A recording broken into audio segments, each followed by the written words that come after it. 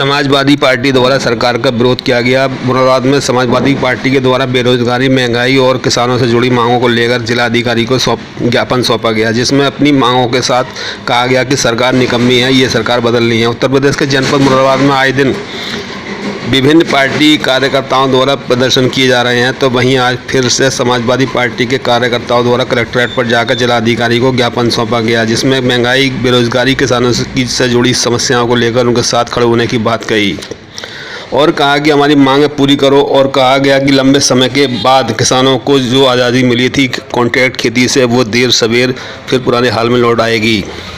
अपनी ही खेती पर किसान मजदूर हो जाएगा। तंगहाली में किसान आत्महत्या के लिए विवश होगा। भाजपा सरकार की नीति देश की संपदा को निजी क्षेत्रों में सौंप देने की है। विधायक हाजी मोहम्मद रिजवान का कहना है कि योगी सरकार में पुलिस बेलगाम हो गई है, सरकार कर्मचारी बेलगाम है, कानून व्यवस्था ध्वस्त हो गई है, सरकार किसानों के हाथ में कटोरा देने का काम कर रही है। कहा गया कि अगर हमारी मांगें पूरी नहीं हुई तो हम उग्र आंदोलन करेंगे। मुरादाबाद से परवेज अंसारी की report. Samajwadi party, Samajwadi party, किसान बंद करो, किसानों पे अत्याचार बंद करो, किसानों पे अत्याचार बंद करो, वापस लो,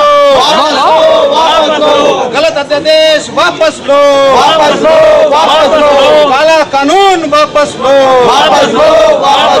जो सरकार निकम्मी है, जो सरकार निकम्मी है, वो सरकार बदलनी है। किसानों का पीड़न बंद करो, बंद करो, बंद करो, बंद करो, बंद करो, किसानों पे अत्याचार बंद करो, बंद करो, ये सरकार निकम्मी है, वो सरकार बदलनी है,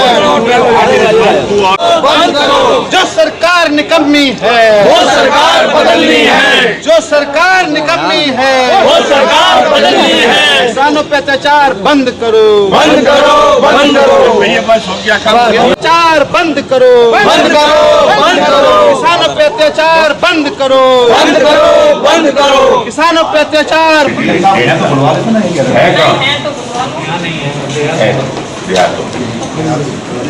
कहाँ गए डॉक्टर साहब, इधर को आ जाओ।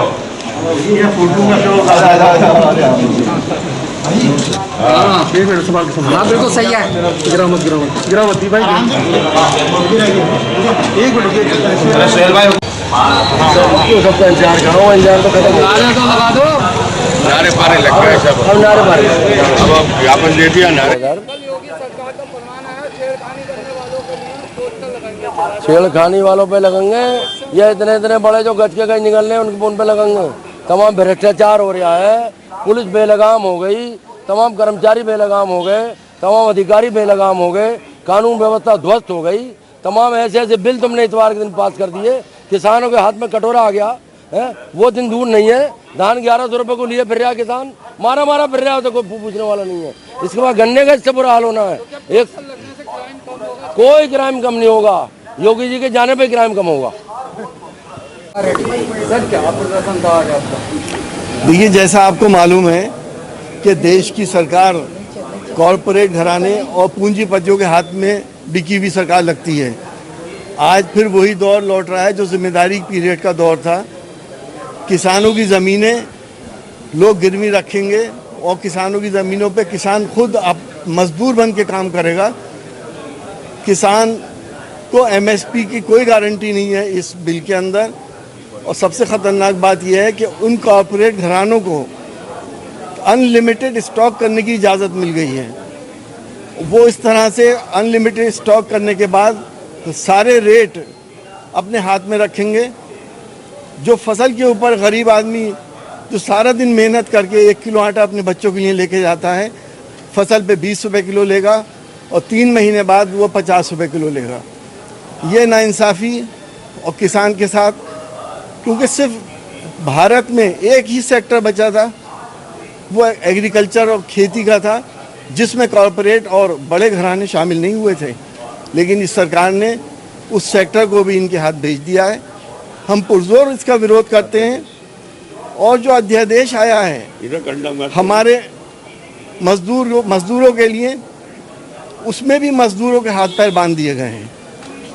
पहले ऐसा था कि 100 मजदूर वाली जो कंपनीज थी उनको अगर छटनी करनी होती थी तो इजाज़त लेनी पड़ती थी, और अब 300 मजदूर वाली कंपनी को इजाज़त लेनी पड़ेगी। तो मजदूर को कभी भी ये लोग हटा सकते हैं, और मजदूर की मजदूरी के ये लोग बाउंड नहीं रहेंगे। हम आपने जो ज्ञापन भेजा है उसमें क्या मांग की गई है, प्लीज बताइए। हम इन दोनों बिलों का पुरजोर समाजवादी पार्टी के नेता अखिलेश यादव जी उसका पुरजोर विरोध करते हैं, और ये मांग करते हैं सरकार से और राष्ट्रपति जी से कि इस बिल को वापस किया जाए। सर कल योगी सरकार द्वारा एक फरमान आया है कि 100 के जो छेड़खानी लड़के करते हैं उनके पोस्टर लगाए जाएंगे चुनाव पे। क्या मानते हैं इससे क्या छेड़खानी बंद? ना तो छेड़खानी बंद हो सकती है इससे, और ये जिसको चाहेंगे उसको बेइज्जत कर देंगे। ये कौन तय करेगा कि कौन छेड़ रहा था कौन नहीं छेड़ रहा था? ये तो अगर अदालत किसी को इस बात का मुजरिम मानती है कि ये आदमी जो है इव टीजिंग करता है या लड़कियों को छेड़ता है, उसको कौन तय करेगा?